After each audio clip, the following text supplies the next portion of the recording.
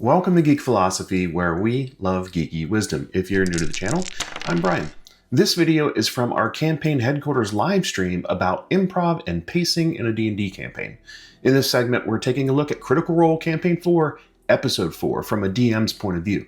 I discuss what happened during the episode and highlight the storytelling and look at how the group uses improv and pacing to make everything connect. All right, let's get rolling.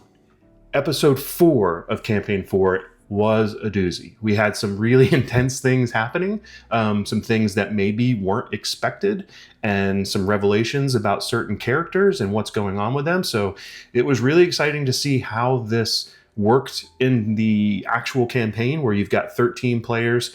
Well, less those that weren't a part of this episode, more on that in a little bit, but how it all kind of was able to come together and flesh out as people's backstories were starting to unfold. So yeah, let's jump in and talk about it. So Brennan has been doing a great job of really setting the stage, and this one is one of the best cold opens that I've seen him do so far as this campaign, because it starts not where we thought it was going to start, which was with the cliffhanger in the last episode of what happens after we've got that combat, or actually not a combat, the death of a character, an NPC, an important figure in one of the characters' lives. It didn't pick up right from there. It was a little bit slower and quieter, and it was about the underbelly of the city. And we pick up in the Fray, which is this sort of seedy establishment where there's lots of, underworld things happening and playing out. And this is where Belair is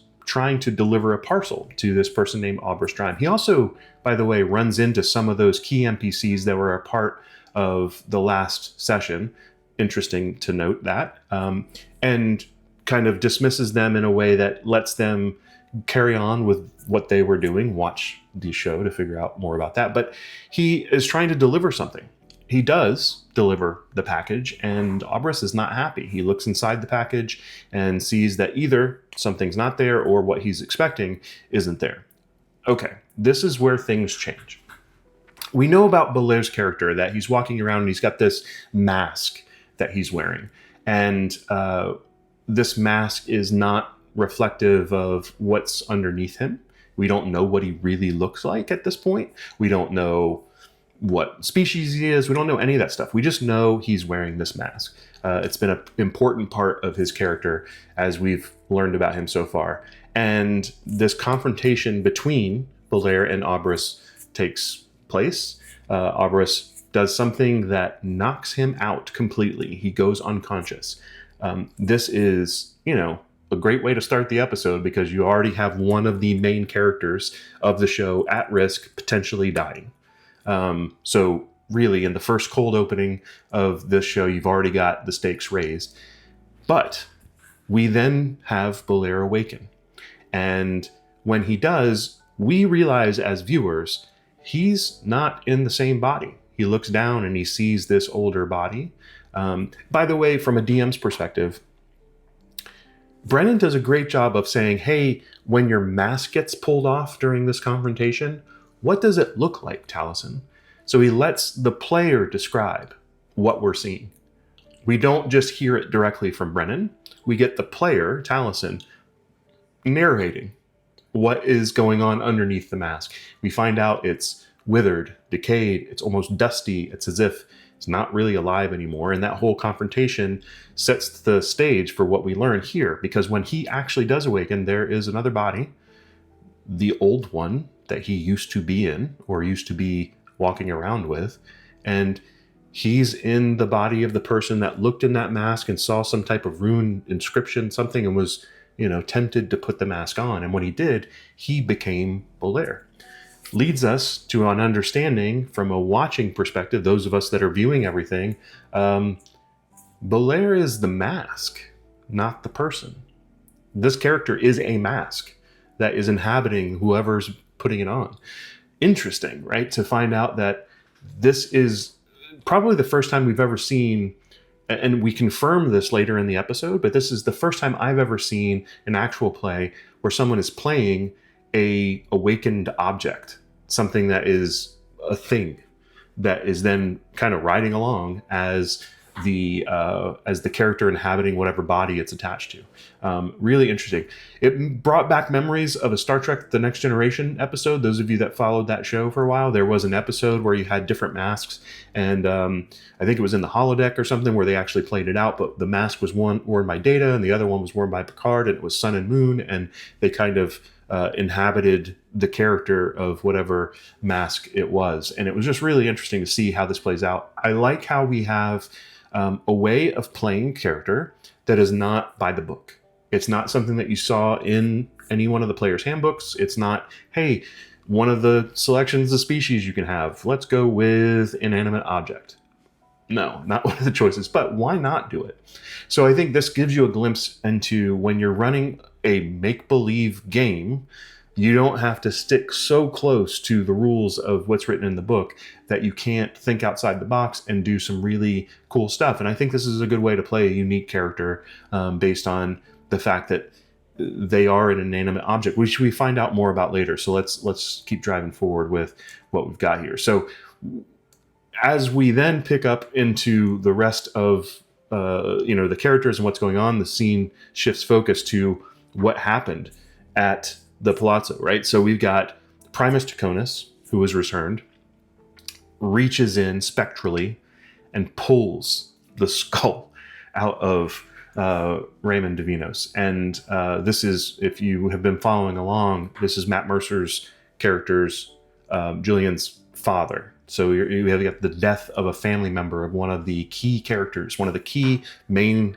protagonists of our story. And this is happening at this event where at the same time, we've got other things happening upstairs in the same villa, the same plaza. We've got the brother of another one of our main characters who is trying to implant this magical stone, the Stone of the Night Song, into Octus's chest cavity. So, I mean, this was like a really dark episode, guys. This was a lot of stuff going on that, to really drive the story forward. We're talking about the key elements of the characters, of these protagonists, really, and driving forward with people betraying them or people that they're very close to passing or being killed abruptly and violently. And so from Octus's perspective, he's got to see his own brother trying to betray him from his perspective and trying to carry out this placing of the stone in his own body. It's crazy. When he doesn't make it, right? Like I just want to make sure we're saying this, like he's gone, right? Like he does the death, it's over, right? So we've got Octus is no longer really alive at this point in the game. So then we've got Taisha's character racing towards the tower. And you can remember from previous episodes, she's very closely tied to Octus. They have traveled together for a long time together. And she is racing to the tower, trying to figure out what's going on. And you've got this whole circle of death that's engulfing all of the Palazzo. Horrible things happening to these people. And Aranessa, Julian, Valus, and Taisha are fighting all these undead. You've got these ghouls and all these undead creatures and ghost-type beings that are there in Palazzo. Lots of cool stuff. I'm not going to recap every moment of the combat because that would be tedious. I just would say there's really cool combat and really good battle going on, and seeing that is awesome. But you also see, eventually, Primus fading and then saying, Ethron, bring me the stone, meaning that he still wants the stone that was implanted into his son's body. I mean, it's got some really dark things happening here in this fourth episode, which is again ending the first four is that overture of all of the initial stories that are being put on the table for all 13 of the cast members. Now, scene shifts. We've already got one character death in the party. We're shifting back to Hal. And at Hal's home, we've got Hal, Murray, and Azune. They're regrouping. They're talking about things. They're sharing information. They're discussing what's going to happen. They're seeing Hal's daughter come in and talk about what's going on with the theater company that they have and how to spread the word about the theater and how things are going to be moving forward and to set the right expectations. There's also a letter. Tiagi's letter saying, he should be in the museum, not curating it. And this is a letter about Belair. So we already had that cold opening that we as viewers know about. These other characters don't know that essentially he is the mask, right? We don't know that yet. But we've got a Thiazi letter that is kind of confirming something's going on, and some things written in there to let us know that he had some information about that as well. So lots of stuff. That name resurfacing lets us know that he either didn't trust him or he had a bigger motive to what's going on. So this also hints that because there was a letter and there was a name written on the letter on the outside, it was almost as if he had a file written about this other person, right? He had a file on Belair.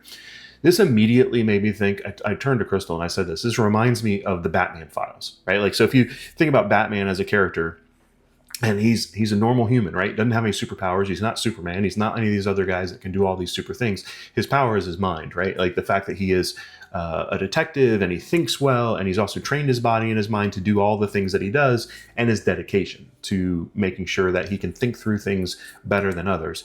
And Batman has a file on everybody, right? So he has a file on how to take out Superman if Superman turns bad, and how to take out all these other really powerful people if he needs to. It seems as if it's sort of like that at this point to me. That's what I was thinking. Like maybe Thiazi is having these letters put away in the filing cabinet just in case he needs them. He's got the information. He's got the goods on all these other characters to make sure that, he's got a way of taking them down if he needs to. That's my initial thought as I'm going through this. And I think it's a great way from a DM's perspective to kind of plant those seeds. But you can also see that there's a little bit of a balance of power that's starting to crack a little bit. Like, we don't know at this point what was in Thiazi's mind. We don't know if that's what he was doing. So I wanted to kind of think about it a little differently as this session went on, because Hal and Murray and Azoe go to visit Belair at the museum, and this is Belair's kind of sanctum, right? Like, this is where he's got all of his work that he does, but also his secrets are captured here. And they go into the Forbidden Archives. They go into his secret place where he has got all of his stuff kind of segmented out from the rest of the archives. And even there, you see this huge giant's hand, this stone hand that looks initially to be like a statue-like, but then you see it broken and you see like the bones too. So it's probably a petrified or a turned to stone giant. We don't know. And this is from the Shaper's War. So this is an old thing.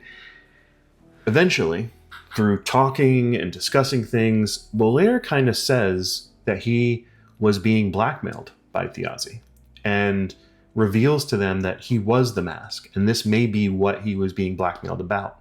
He was created as an artifact. He is this thing that was created in order to take down the gods, to destroy the gods. And this is a revelation to the rest of the group at this time, but also, I think really importantly, it's a chink in the armor and that power dynamic that I was talking about before of who was Thiazi really? What was he really doing? And Belair keeps saying, I need to talk to Thimble. I need to talk to Thimble. Thimble's not there. So maybe there was a connection or some kind of discussion that they had to shed light on things that we don't really know about. So this is an important, I think, distinction. And the group decides to try to trust and to try to move forward together. And yeah, just a lot going on there. And I think that because he is this sentient artifact built to kill a god. This is one of the ones, the god of the halflings, the trickster gods put together. So this is a huge revelation here, but it made me think again about that whole Batman thing, right? So if I'm thinking about it, and is it really that he's just the good guy trying to keep all the tabs on everybody, or is he someone that is blackmailing others and trying to keep a file on everybody so that he can pull the strings? So more mafioso-like or corrupt official-like than Batman-like, because you can use those same methods for a lot of different purposes, right? So we now have this from a viewer's perspective, but also from the player characters' perspectives. They are starting to question whether or not how well they really knew Thiazi. Thiazi's brother, Hal, is going to be, error on the side of he's my brother and this is what's going on. But others may have different opinions about that, especially Belair, right? Like he had it held over him for so long. And also it's kind of revealed that Belair had this real genuine friendship with Hal. And it also made me think, if Belair is a mask, that is one of think of the masks of theater, right? The mask, the smiling mask, the frowning mask, the comedy, the drama. And he is one of those masks that is basically alive and moving through the world. And then you come to Hal and you meet someone who is an actor, who is a theater director or theater owner, and is part of a troupe and is trying to enrich the lives of others through play and through acting and through drama. That seems like a very meaningful connection for that type of being, right? So do you believe Belair more, or do you trust the gut of yourself that you've had, this relationship with your brother for so long and how that works? So I think it's really, really well done. Sometimes it's easy to look at this from the outside and think, just side note, to think of this as, this is a role-playing game, guys. This is D&D. This is throwing some dice and, fighting dragons with swords. But it doesn't just have to be that. We're talking about real drama. We're talking about real human emotions that come in, real feelings of betrayal, and all of these things that are being played out amongst these characters. Yes, it's a fiction. Yes, it's a way of harnessing some of these ideas that we've had forever and ever and ever. But there's a reason that this channel is called Geek Philosophy. You can really dive in to see how people are able to play this out with the characters that they're portraying, and I think it's great. So moving forward in the episode, we can really start to see how this plays out more when we have this whole discussion there interrupted from a visit between Temene Wernst and Lady I'm going to say this right, Maria Comare. And so they show up and there's information that's exchanged. They want to see Belair. And we now find out Palazzo Davinos is in darkness. All the lights are out. Something's gone on there. The hall is empty, meaning like when they end up showing up, there's nobody there.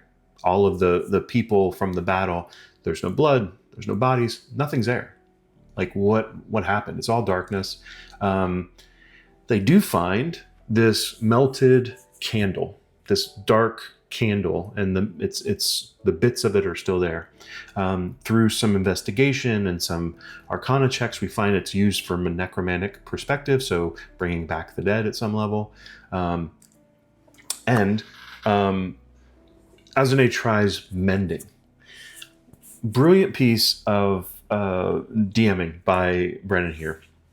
He says that, and I think this kind of lends itself to, I think, some of the improvisational skills. Brennan is a amazing improviser.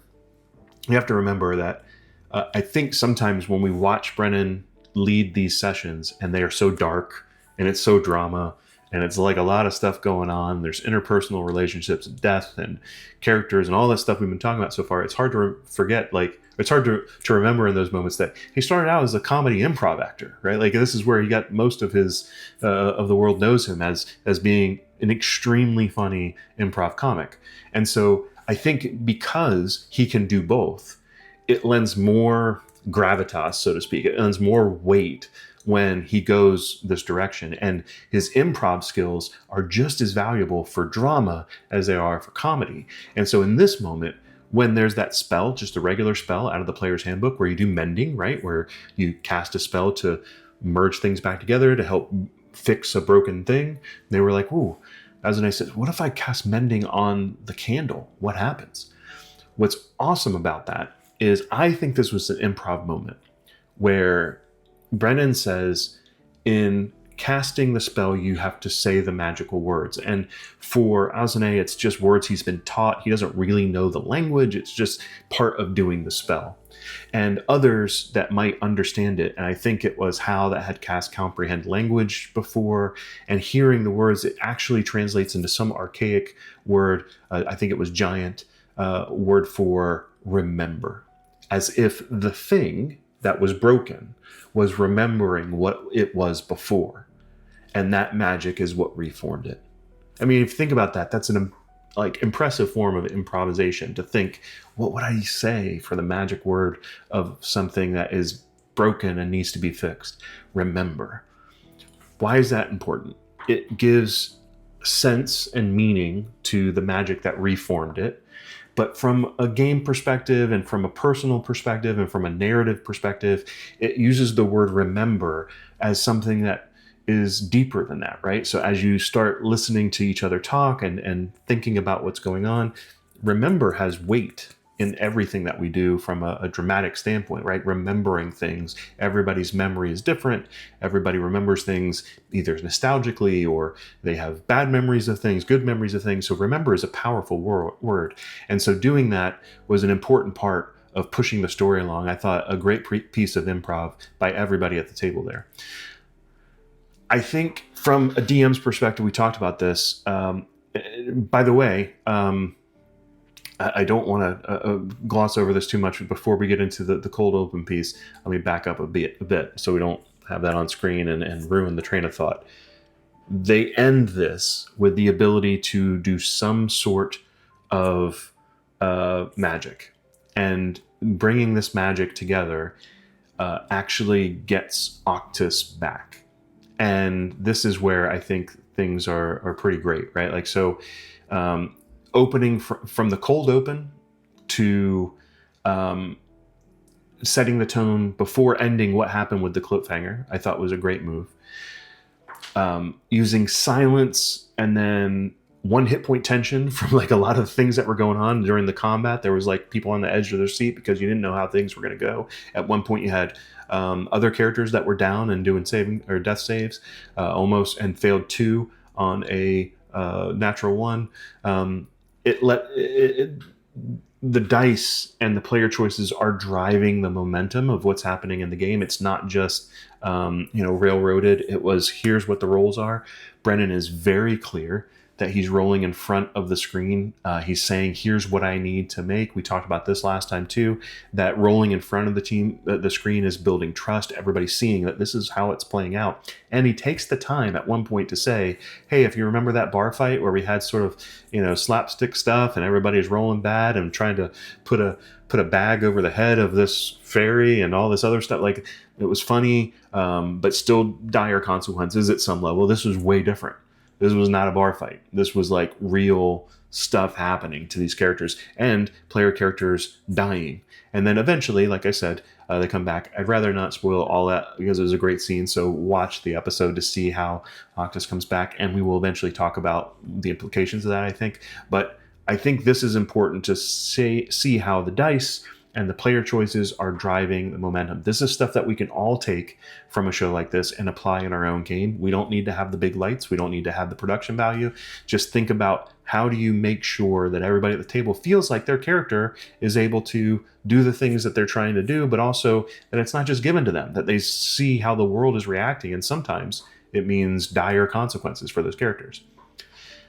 It also gets to shift the tone completely from time to time. So back and forth between, those death scenes and the battle scenes to a conversation between Hal and Murray. It's sort of a way to quiet things down. So you get the pacing adjusted slightly based on what's going on. And then this haunting image, the candle reignited, the remember, and the coming back of one of the characters that was Octus that was slain early in the episode, but at a significant change in the world. And how they pulled it off was just as important as why they did it is just as important as the earth-shattering type events that are going to happen because of this. I think they did something really significant in this episode, and we're going to see how this plays out in the aftermath of all of this. So really, really great episode from a DM's perspective and a player's perspective. Seeing how this played out is like really, really well done by everybody. And you could see in the faces of all of the players, it seems silly sometimes to people who don't play these games when, they're like, oh, it's your make-believe character didn't make it. Oh, great. You know, what is that? But you get attached to the character you're playing. You're putting something of yourself into some of these sometimes, and it's traumatic to yourself a little bit, like when you aren't sure how this is going to play out, and there's a big change happens, and then you got to figure out, how do I play this change? So yeah, really, really well done. I can't wait to see how this moves forward in the next episode with the table that's just the group of swords, or soldiers. So let's see how soldiers table plays out in the next episode. Okay, thanks for watching, and remember, you can't always plan the awesome. Cheers.